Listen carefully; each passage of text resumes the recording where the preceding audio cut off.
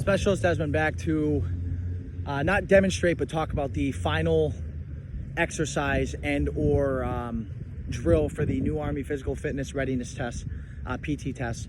Again, there are 6 movements. The first one is going to be the hex bar deadlift, which I demonstrated. The second one is going to be the power ball throw. The third is the hand release push-up. The fourth is the sprint drag carry. The fifth is the leg tuck. And now on to number 6, the 2-mile run.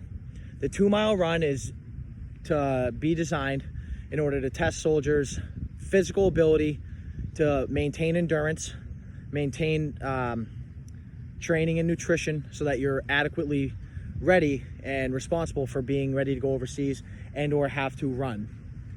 The whole goal of this is not to necessarily make people feel bad about running 2 miles or whatnot, but it is more or less to show that you need to be prepared in case you are in that worst case scenario.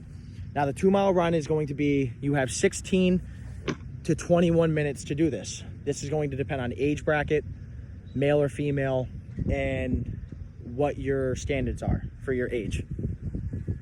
The easiest thing I have found when I'm running 2 miles in any sort of running is developing a breathing pattern.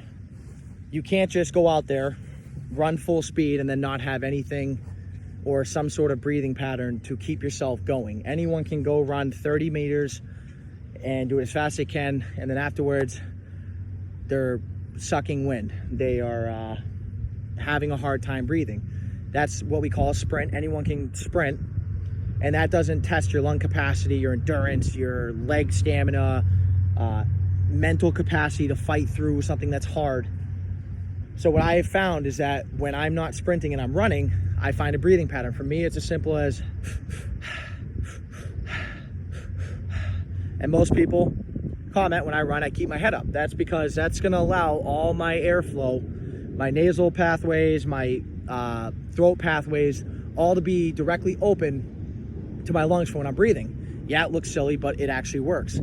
And the key is for you to find your own breathing pattern that's gonna work for you. It's gonna allow you to keep pushing yourself and going on to complete successfully the 2-mile run. As you're doing this, you're gonna be on a track or in that sort of setting that allows you to run 2 miles, whether it's 4 laps, 8 laps, or 12 laps, depending on the track and how large it is. And the soldier will have 16 to 21 minutes to complete this, in which I'm not saying at some points it's not gonna be okay to walk or to catch your breath, but that's the whole point of continuing to run. What I have also found that has helped me be able to run longer distances is, let's say I haven't run before, I haven't been running for a long time, and I have to get ready for a PT test.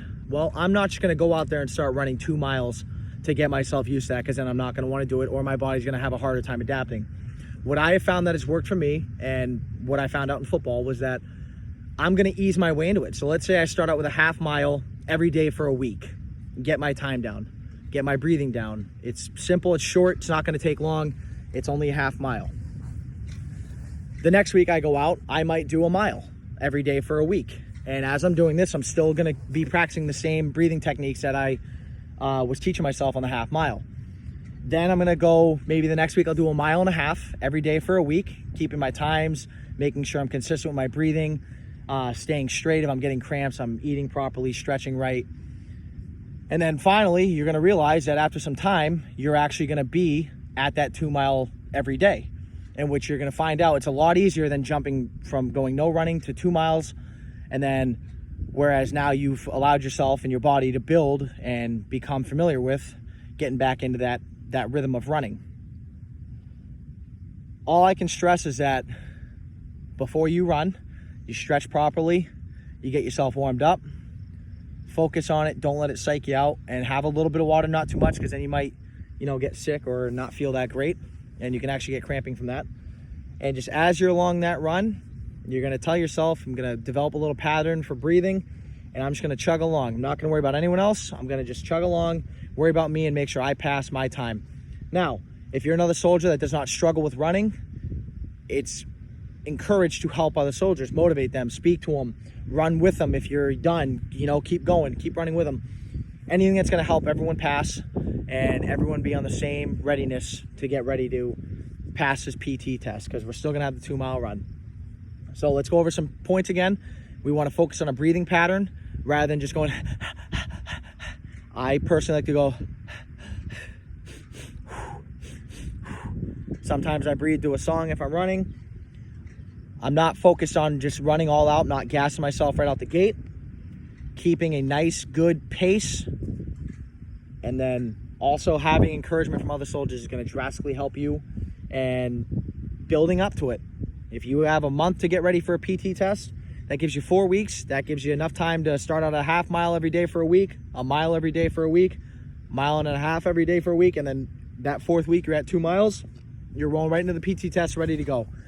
If anyone has questions and or needs help, I'm glad to help. Big inspiration of fitness and working out, so I'd be glad to help my fellow soldiers any way I can, give advice. Best thing too, have a banana before you run. Helps stop all the cramping because of potassium. Yeah, buddy.